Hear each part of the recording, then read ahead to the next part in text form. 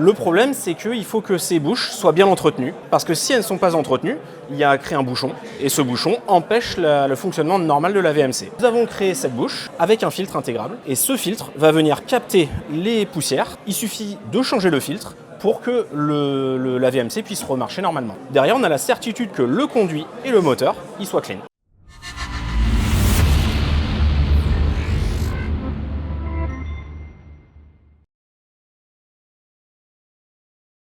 Alexandre, Jérôme, bonjour. Bonjour. Alors vous êtes ici aujourd'hui parce que vous venez avec le projet qui s'appelle la bouche BAM. Exactement. Alors, ça dit plein de choses, mais ça ne dit pas le problème que vous avez voulu résoudre. Alors le problème qu'on veut résoudre, il est très simple.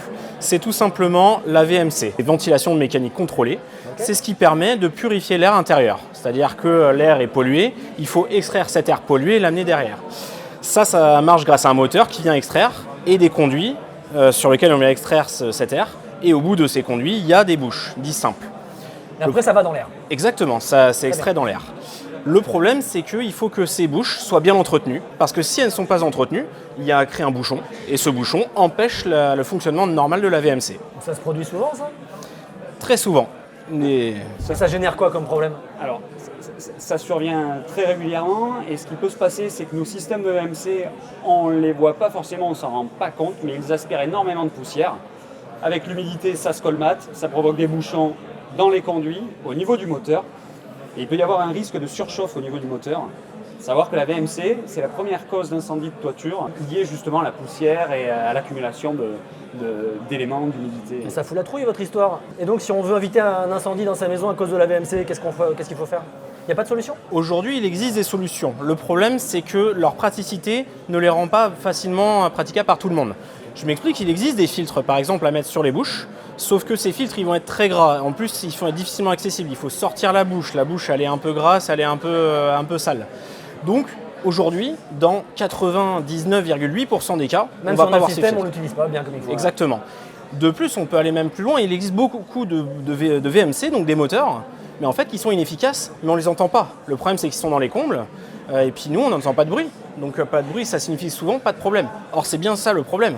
S'il y a une absence de bruit, ça veut dire que la VMC ne fonctionne pas et que là, il y a un problème. Et donc, vous arrivez avec une solution? Exactement. Alors, racontez-nous ça. Donc, on a réfléchi. Grâce aux constatations de Jérôme, on disait qu'il n'y avait pas assez d'entretien sur les moteurs. Donc, on a voulu finalement déplacer ce problème sur quelque chose qui est visible. C'est-à-dire que nous avons créé cette bouche avec un filtre intégrable. Et ce filtre va venir capter les poussières, celles qui nous posent problème. Il suffit de changer le filtre pour que la VMC puisse remarcher normalement. C'est hyper simple, j'ai réussi à le faire tout seul. La bouche elle reste en place, il n'y a juste que ce tiroir qu'on vient enlever, on remplace avec un nouveau filtre et il est reparti. Derrière, on a la certitude que le conduit et le moteur, ils soient clean.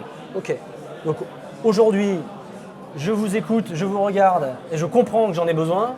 Comment je fais pour me le procurer? Alors aujourd'hui, ce produit, de toute façon on le voit bien, c'est notre dernier prototype. Aujourd'hui, le but c'est de l'industrialiser, c'est-à-dire de le produire en grande série.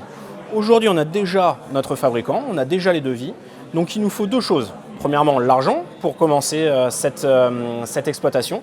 Quand vous dites l'argent, ça veut dire que vous cherchez un partenaire investisseur ou tout simplement un partenaire bancaire ou simplement, je ne sais pas, est-ce que vous cherchez quelqu'un qui a de l'argent déjà? Oui, on cherche quelqu'un qui est capable de nous suivre sur une industrialisation. On ne va pas partir évidemment. C'est quoi les montants? Aujourd'hui, pour fabriquer 1000 pièces, il nous faut 29 000 €. C'est un petit montant, mais derrière, ce n'est pas ces 29 000 € qu'on veut voir, c'est bien plus loin. C'est-à-dire que derrière, il faut aller chercher les réseaux distributeurs, aller voir les potentiels clients. On a le client particulier, évidemment avec les risques dont on a parlé, mais aussi les professionnels. Il faut savoir que le professionnel a une obligation de faire le nettoyage de VMC tous les ans. Donc ce système-là, ça va lui faire gagner de l'argent.